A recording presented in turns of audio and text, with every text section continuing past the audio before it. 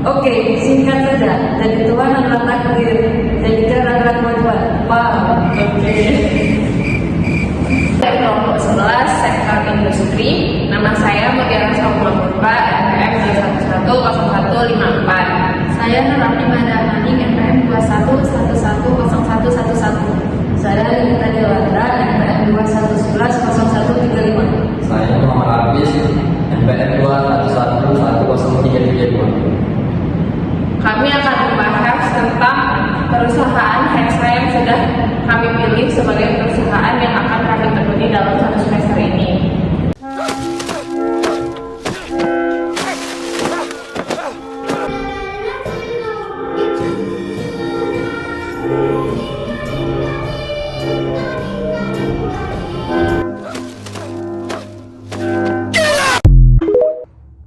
Assalamualaikum warahmatullahi wabarakatuh.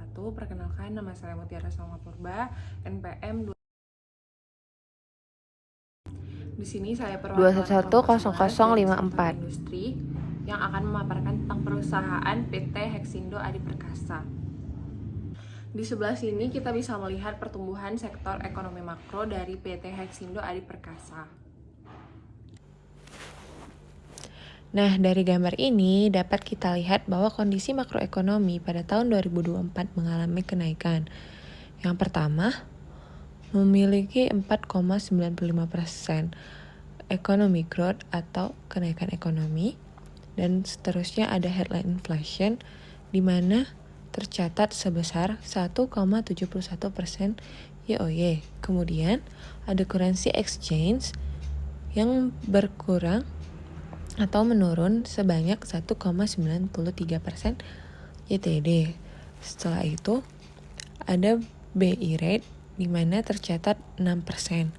Kemudian ada trade surplus deficit dari mulai bulan Januari hingga Oktober sebanyak 34,4 US dollar. Sementara itu perhitungan defisit yang menurun sebanyak 0,6%. Kemudian ada foreign reserve di mana tercatat sebanyak 151,2 billion. Dan setelah itu kita bisa melihat tentang sektor pandemik eranya. Kemudian ada real sector performance yang tercatat pada saat pandemik era. Nah guys, pada kuartal ketiga tahun 2024, pertumbuhan ekonomi di Indonesia telah menunjukkan tanda-tanda yang stabil setelah pandemi COVID-19 yang terjadi pada tahun 2019. PDB mencatat bahwa Indonesia telah mencapai 4,95%, yang dimana ini sudah bisa menunjukkan bahwa ekonomi Indonesia semakin membaik, walaupun lebih baik dari tahun sebelumnya di mana Indonesia mencatat PDB tahun sebelumnya sebanyak 5,05%. Pertumbuhan ekonomi ini didorong oleh peningkatan konsumsi domestik, investasi, dan ekspor. Untuk mempercepat pemulihan pertumbuhan ekonomi, pemerintah melakukan peningkatan anggaran infrastruktur di mana nantinya akan membuat proyek-proyek besar yang nanti akan berpengaruh terhadap sektor-sektor industri dan sektor-sektor infrastruktur termasuk alat berat, yang dimana ini memberikan dampak positif untuk perusahaan-perusahaan alat berat serta perusahaan perumahan. Di sini dapat kita lihat bahwa bisnis jasa penyewaan alat berat telah mengalami pertumbuhan yang pesat dari tahun ke tahun. Pada tahun buku 2022, penghasilan segmen usaha ini naik sebesar 209,3%, dan pada tahun buku 2023 naik sebesar 92,2%. Hal ini memberikan kontribusi sebesar 2% dari jumlah penghasilan neto perseroan. Atas persetujuan pemegang saham dalam RUPS luar biasa tanggal 26 September 2023 terkait penambahan bidang usaha perseroan, Perseroan menetapkan segmen usaha jasa penyewaan alat berat menjadi segmen usaha baru yang terpisah secara pembukuan dari segmen usaha penjualan alat berat. Pengembangan kegiatan usaha baru ini antara lain meliputi jasa penyewaan alat berat di berbagai sektor dan penyewaan alat berat dengan operator. Perseroan memiliki atau melihat prospek yang baik pada bisnis penyewaan alat berat di tengah kondisi bisnis pelanggan yang masih menghadapi berbagai tantangan perseroan. Perseroan menawarkan skema rent to buy yang kompetitif sebagai solusi bagi pelanggan untuk memiliki unit ekskavator Hitachi dengan investasi yang lebih ringan. Perseroan bekerjasama dengan sejumlah perusahaan pembiayaan untuk mengembangkan bisnis penyewaan alat berat. Tingkat inflasi pada tahun 2024 diperkirakan pada level 3-4%, di mana Bank Indonesia mempertahankan suku bunganya untuk menjaga kestabilan harga suku bunga. Stabilitas inflasi dan kebijakan moneter yang akomodatif menjadi acuan penting dalam sektor infrastruktur dan dalam sektor perusahaan industri properti. Tahun 2023 adalah tahun politik yang berkaitan dengan penyelenggaraan pemilihan umum nasional atau pemilu pada bulan Februari 2024. Hal ini mempengaruhi confidence level investor sehingga cenderung bersikap wait and see sampai adanya kepastian kebijakan ekonomi dari pemerintahan baru. Dampaknya, arus masuk investasi diperkirakan akan sedikit tertahan, setidaknya hingga triwulan ketiga tahun 2024. Tetapi, realisasi investasi untuk peningkatan kapasitas produksi usaha yang telah berjalan seperti di sektor industri manufaktur dan jasa relatif tidak terpengaruh oleh konsentrasi politik. Program hilirisasi yang didukung oleh berbagai kebijakan pemerintah mampu mendorong investasi di tahun politik. Investasi hilirisasi di sektor mineral seperti pertambangan, smelter, nikel, bauksit, dan tembaga, dan pabrik sel baterai kendaraan listrik terus berjalan dan menjadi penopang pertumbuhan investasi. Indonesia melanjutkan program pembangunan besar-besaran termasuk perusahaan properti yang dimana hal ini berperan aktif dalam pembangunan infrastruktur nasional yang ada di Indonesia. Contohnya yang ada di IKN. Hal ini membantu perusahaan untuk meningkatkan sumber investasi serta sumber pertumbuhan ekonomi yang nantinya akan semakin membaik untuk pertumbuhan perusahaan di sektor industri termasuk sektor properti. Jadi, highlight perusahaan PT Hexindo Adi Perkasa itu didominasi oleh alat berat di industri kelapa sawit. Pada tahun 2023, harga kelapa sawit di industri global mengalami penurunan harga. Namun, aktivitas penanaman, peremajaan, dan pembenihan perluasan sektor areal kelapa sawit meningkatkan aktivitas untuk menambah alat berat, sehingga permintaan CPO untuk konsumsi dalam negeri semakin meningkat dan masih tetap tinggi. Inflasi indeks harga konsumen pada bulan Februari tahun 2024 tercatat sebesar 2,75% YoY. Ditopang oleh inflasi yang rendah sebesar 1,68% YoY. Dan inflasi Administered Prices atau EPI yang menurun menjadi 1,67% YoY. Dengan berbagai perkembangan ekonomi tersebut, Bank Indonesia memproyeksikan bahwa pertumbuhan ekonomi di Indonesia pada tahun 2024 akan mencapai 4,7 sampai 5,5%. Perseroan optimis usaha penyewaan alat berat akan terus makin tumbuh dan semakin penting dalam perseroan unit alat berat. Target pasar perseroan adalah perusahaan rental alat berat, kontraktor perkembangan yang sudah memiliki alat berat Hitachi, serta pelanggan baru dengan finansial yang baik dan stabil.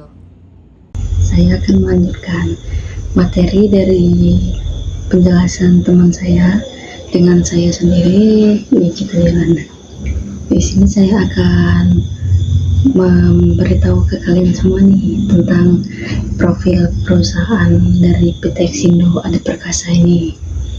Nah, PT Hexindo Adi Perkasa Tbk atau Hexindo atau Perseroan didirikan pada 28 November 1988 berdasarkan Akta Nomor 37 tanggal 28 November 1988 yang dibuat di hadapan notaris Muhammad Ali Nah, nama notaris ini Muhammad Ali SH yang dibuat di Jakarta. Akta tersebut telah disahkan oleh Menteri Kehakiman Republik Indonesia dalam surat keputusan nomor C2 dari 4389.HT.01.01 tahun 89 tanggal 12 Mei 1989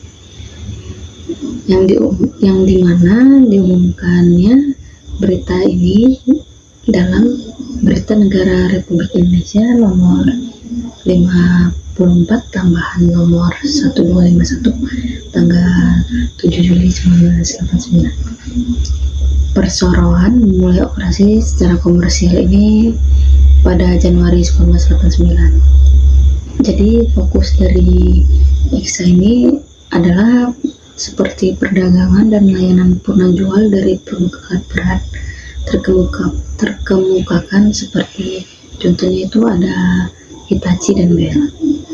Sebagai pendekatan layanan terpadu untuk menawarkan solusi alat berat sesuai dengan kebutuhan pelanggan. EXA ini memiliki fasilitas dengan yang sangat lengkap seperti remanufaktur, pusat pengawasan, layanan daring, dan pusat pelatihan. EXA beroperasi di Indonesia dengan jaringan tersebar di berbagai pulau-pulau yang ada di Indonesia seperti Pulau Jawa, Pulau Sumatera, Sulawesi, dan Papua, dan didukung oleh fasilitas produk serta layanan purna jual terbaik. EXA siap melayani penyediaan alat berat secara menyeluruh. EXA ini mau di mana aja gitu kan, mau di Papua, dari Sabang sampai Merauke, dia siap memberikan pelayanan untuk memenuhi kebutuhan pelanggannya nih. EXA beberapa jumlah aset yang ada di EXA itu ada 409,3 juta miliar. Jumlah kewajiban ada 230,2 juta miliar. Ada juga penghasilan netonya itu 612,3 juta miliar. Laba bersihnya ada 55,7 juta miliar. Ekuitasnya ada 179,2 juta miliar. Nah, jumlah karyawannya itu telah mencapai 1.931 karyawan. Nah, EXA ini juga sudah memiliki kantor cabang ini sebanyak 19, kantor perwakilan sebanyak 16, dan kantor proyek pertambangan sebanyak 16.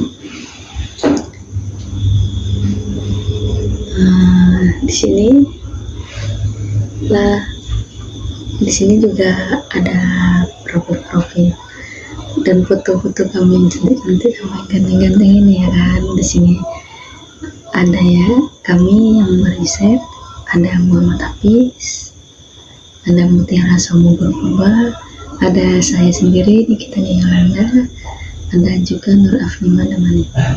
Nah,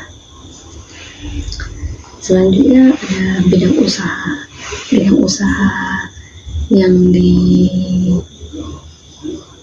yang berada di EXA sebagaimana tercantum dalam pasal 3 anggaran dasar, yaitu maksud dan tujuan serta kegiatan usaha perseorangan. Ruang lingkup kegiatan perseorangan adalah menjalankan usaha di bidang perdagangan jasa dan industri, terutama perdagangan dan penyewaan alat berat serta pelayanan purna jual. Selain itu, perseorangan juga dipercaya sebagai distributor tunggal nih. Nah, EXA ini dia dipercaya oleh seluruh daerah sebagai distributor tunggal alat berat dan suku cadang Hitachi untuk di pasar Indonesia ini. berarti kalian udah bisa bayangin lah nih kan betapa besarnya Hexa dan berapa pentingnya Hexa bagi untuk penyedia alat-alat berat ini. Keren Hexa nih, dia bisa menyediakan alat berat untuk seluruh pelanggan-pelanggannya. Dia juga sudah dipercaya sebagai distributor tunggal alat-alat berat.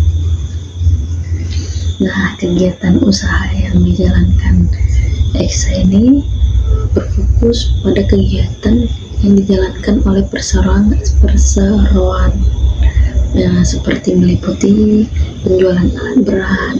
Hexa ini bisa jadi kalau misalnya ada nih kalian nih yang mau membeli alat berat bisa dari di Hexa, bisa kalau mau menyewa alat berat bisa di Hexa atau trade in alat berat. Hexa juga menyediakan suku cadang dan dukungan servis kontrak pemeliharaan penuh. Kemudian Hexa bisa manufaktur produk yang dijual Hexa juga bukan kaleng-kaleng guys, bukan kaleng-kaleng ya kan. Produk yang dijual Hexa seperti berbagai alat berat Hitachi dan bel untuk konstruksi perhutanan, pertambangan beserta attachment dengan bobot yang berkisar dari 800 kg sampai 800 ton. Nah, perseroan ini menawarkan alat berat untuk semua jenis pekerjaan, termasuk kalian mau ngapa aja bisa lah nih. Mau gali bisa, mau memecahkan bisa, mau mengambil bisa, mau memotong bisa, menghancurkan bisa, menyaring bisa. Yang nggak bisa cuma apa nih? Yang nggak bisa cuma memadamkan api cemburu guys. Di luar itu perseroan juga menjual suku cadangan asli yang tersedia lengkap dari seluruh dunia dengan Jepang sebagai pusatnya. Jadi perseroan ini mengambil barang-barangnya dari Jepang karena kan Jepang nih pusatnya ya. Jadi dengan demikian pelanggan bisa mendapatkan suku cadang secepat dan seefisien mungkin. Nah, berikut beberapa cabang-cabang yang ada di Hexa nih.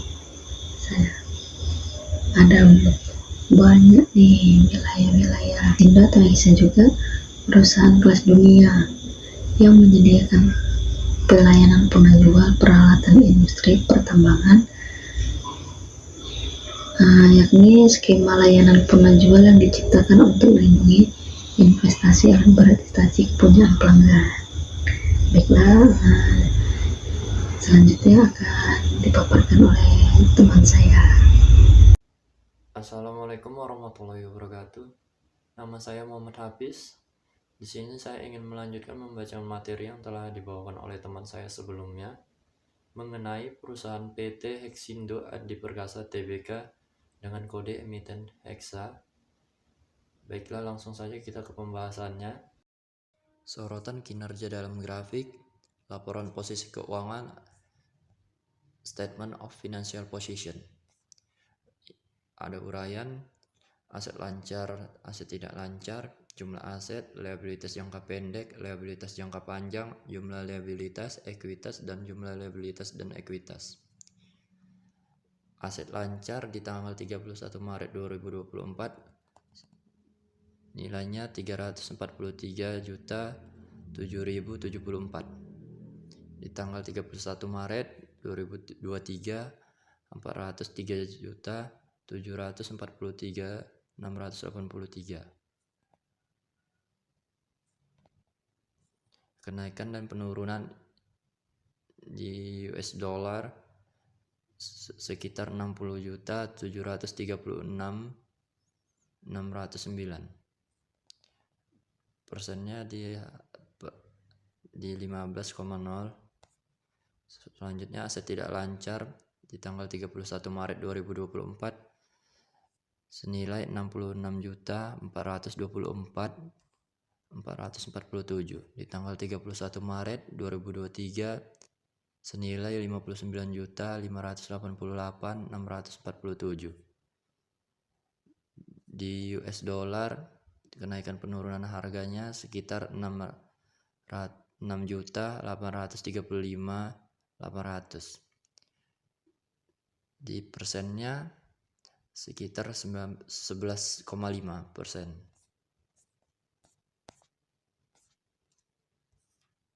Di jumlah aset 31 Maret 2024 sekitar 409.431.521. Di 31 Maret 2023 463.332.330. Di kenaikan dan penurunan US dollar sekitar 53.900.809. Di persennya di sekitaran 11,6%. Dan selanjutnya di liabilitas jangka pendek di tanggal 31 Maret 2024 sekitar 215.255.933. Di tanggal 31 Maret 2023 liabilitas jangka pendeknya sekitar 284.201.1. Di kenaikan dan penurunan US dollar sekitar 68.945.68. Di persennya di sekitaran 24,3%.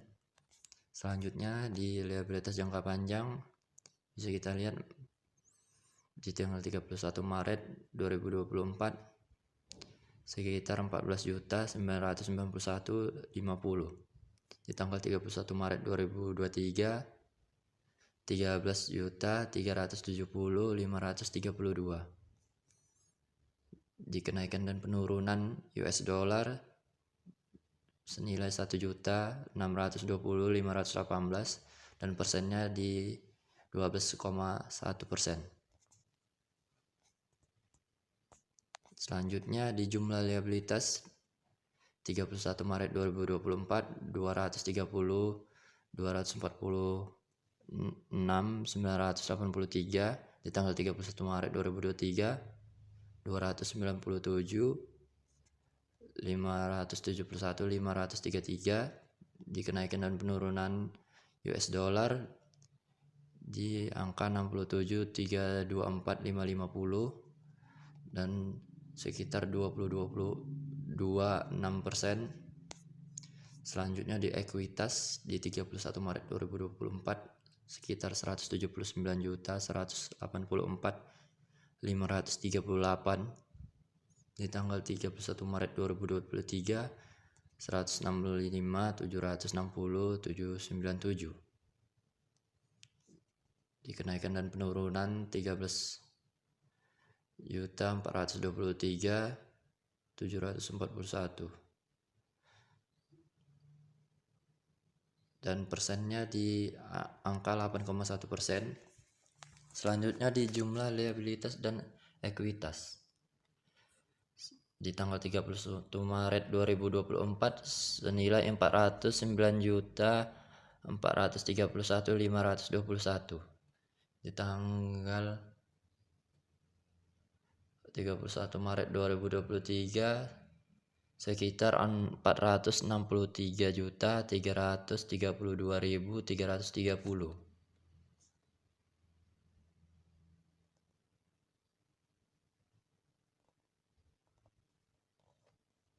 Di kenaikan dan penurunan di angka 53.900.809. Di persennya sekitar 11,6%. Dan itu adalah laporan posisi keuangan pada saat itu. Dan berikutnya rasio profitabilitas. Rasio profitabilitas digunakan untuk menganalisis kemampuan perusahaan dalam mencetak laba. Berikut tabelnya bisa kita lihat ada rasio profitabilitas di tanggal 31 Maret 2022, di tanggal 31 Maret 2023, 31 Maret 2024. Di sini rasio pengembalian aset pada tanggal 31 Maret 2022 sekitar 18,1%, dan pada tanggal 31 Maret 2023 berada di 11,1%, 31 Maret 2024 berada di 13,6%.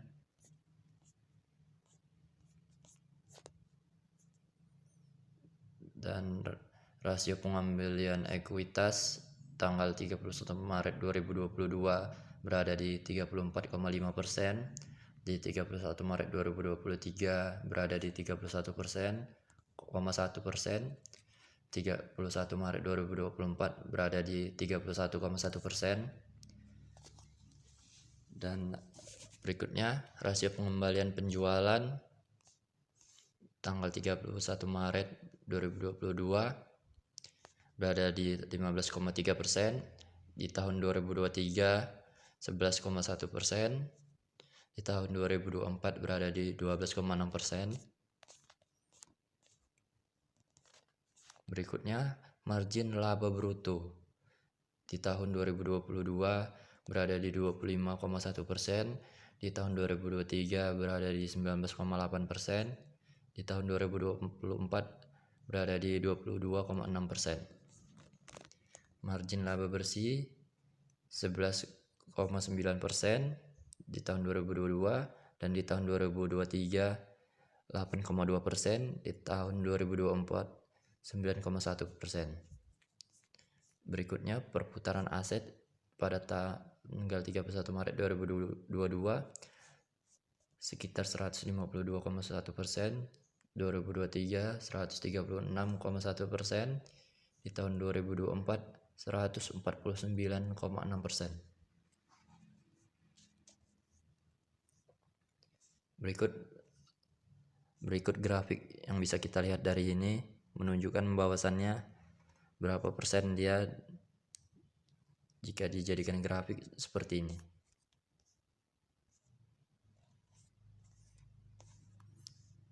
Lanjut kita ke bawah ke sorotan kinerja dalam grafik.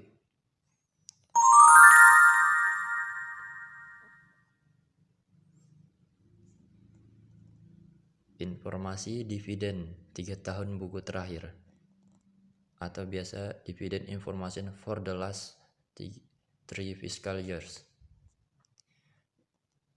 Di sini ada tabel, bisa kita lihat ada uraian, satuan unit, tahun buku 2020, tahun buku 2021, tahun buku 2022, dan deskripsinya. Di sini laba bersihnya di satuan unit US dollar di tahun buku 2020 sekitar 25.597.235. Di tahun buku 2021 55.083.408. Di tahun buku 2022 51.620.039.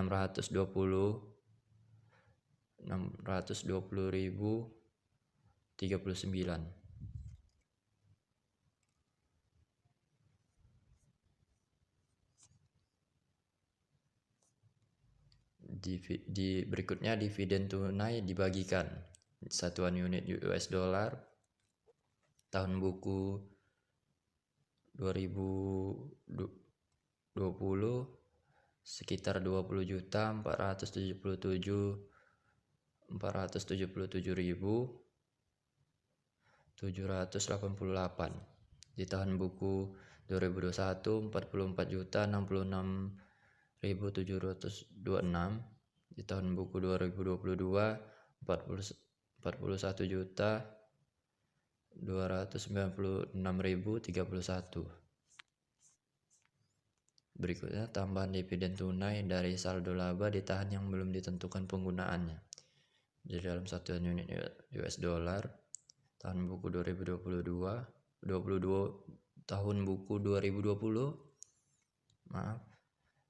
di 50 juta, tahun buku 2021 0 dan tahun 2022 0. Berikutnya, total dividen tunai dibagikan satuan unit US dollar tahun 2020 70.477.788. Tahun buku 2021 44.066.726. Tahun buku 2022 41.296.31. 296.031. Berikutnya, dividen per saham dalam satuan unit US dollar tahun buku 2020 0,083902, di tahun buku 2021 0,05246, di tahun buku 2022 0,049162. Berikutnya, rasio pembayaran di satuan unit persen tahun buku 2020 berada di 80%, tahun buku 2021 berada di 80%, di tahun buku 2022 masih sama juga di tahun 80%. Tahun buku 2022 masih sama di 80%. Di tanggal berikut tanggal pembayaran tahun buku 2022 di tanggal 21 Oktober 2021. Tahun buku 2021 tanggal pembayarannya 21 Oktober 2022. Tahun buku 2022 tanggal pembayarannya masih sama di tanggal 21 Oktober 2023. Selanjutnya, kemampuan membayar utang dan tingkat kolektabilitas piutang. Di sini rasio likuiditas berupa perhitungan rasio lancar digunakan untuk menganalisis kemampuan perseroan dalam memenuhi kewajiban jangka pendeknya. Rasio lancar pada tahun buku 2023 sebesar 159,3%. Naik dari 142,1%. Pada tahun buku sebelumnya didorong oleh penurunan liabilitas jangka pendek sebesar 24,3%. Sementara aset lancar hanya turun 15,0%. Peningkatan rasio lancar menunjukkan peningkatan kemampuan perseroan untuk memenuhi liabilitas jangka pendeknya. Berikut ada grafiknya. Di tanggal 31 Maret dia 196,2%. Tinggal 31 Maret 2023 dia berkurang 142,1%. Di tanggal 31 Maret 2024 dia naik lagi di 159,3%.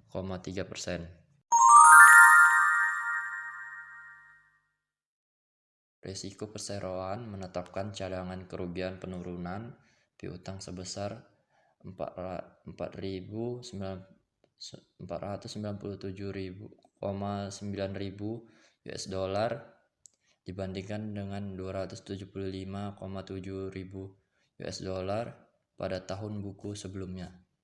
Rata-rata pengumpulan piutang collection period mencapai 68,8 hari, lebih cepat 21 hari dibandingkan pada periode sebelumnya. Selanjutnya akan dibacakan oleh teman saya.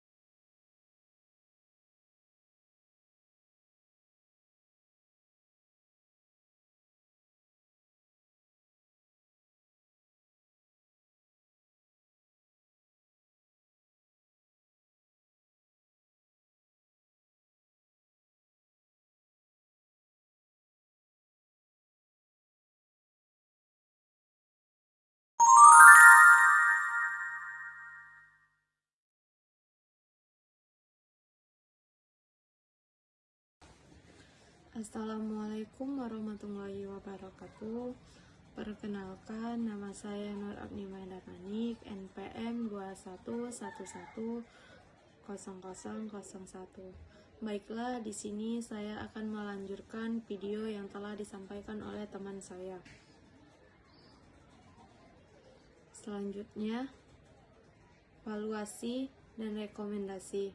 Tujuan utama pengelolaan modal perseorangan adalah untuk memastikan pemeliharaan rasio modal yang sehat untuk mendukung usaha dan memaksimalkan imbalan bagi pemegang saham. Modal meliputi modal saham, tambahan modal di sektor, neto, dan saldo laba. Perseorangan mengelola struktur permodalan dan melakukan penyesuaian terhadap perubahan kondisi ekonomi. Kebijakan perseorangan adalah mempertahankan struktur permodalan yang sehat untuk mengamankan akses terhadap pendanaan pada biaya yang wajar. Dalam valuasi dan rekomendasi terdiri dari liabilitas jangka pendek, liabilitas jangka panjang, jumlah liabilitas, dan jumlah ekuitas. Selanjutnya, di Hexindo terdiri dari 4 analisis SWOT. Yang pertama, strengths. Bisnis jasa penyewaan alat berat telah mengalami pertumbuhan yang pesat dari tahun ke tahun. Pada tahun buku 2022, penghasilan segmen usaha ini naik sekitar 209,3% dan pada tahun buku 2023 naik sekitar 92,2%, memberikan kontribusi sebesar 2% dari jumlah penghasilan neto perseorangan. Yang kedua, opportunity. Produksi dan penjualan alat berat pada tahun 2022 sangat baik karena digerakkan oleh sektor yang terkait dengan komoditas pertambangan dan konstruksi. Lonjakan harga batu bara dan nikel mendorong pertumbuhan permintaan alat berat sehingga penjualan alat berat di Indonesia tahun 2022 mencapai angka tertinggi sepanjang masa, yaitu 20,546 unit, naik sekitar 40% dari 14,7,5 unit pada tahun 2021. Dan yang ketiga, weakness. Penurunan harga batu bara dan nikel menyebabkan turunnya permintaan alat berat dari sektor pertambangan. Di samping itu, permintaan dari sektor konstruksi juga belum menunjukkan kenaikan yang signifikan karena sebagian besar pelaku usaha masih menunggu kepastian kebijakan pemerintah baru di sektor konstruksi dan situasi geopolitik internasional. Dan yang keempat, strict. Pasar alat berat yang melambat menjadi tantangan bagi perseorangan untuk tetap mempertahankan pertumbuhan kinerja. Perseorangan berupaya untuk menjaga kesinambungan pertumbuhan melalui berbagai strategi yang inovatif. Dan komitmen perseorangan adalah tetap memberikan reliable solution bagi para pelanggan di industri alat berat yang diwujudkan dengan beragam strategi bisnis. Oke, baiklah, itu saja yang bisa kami sampaikan.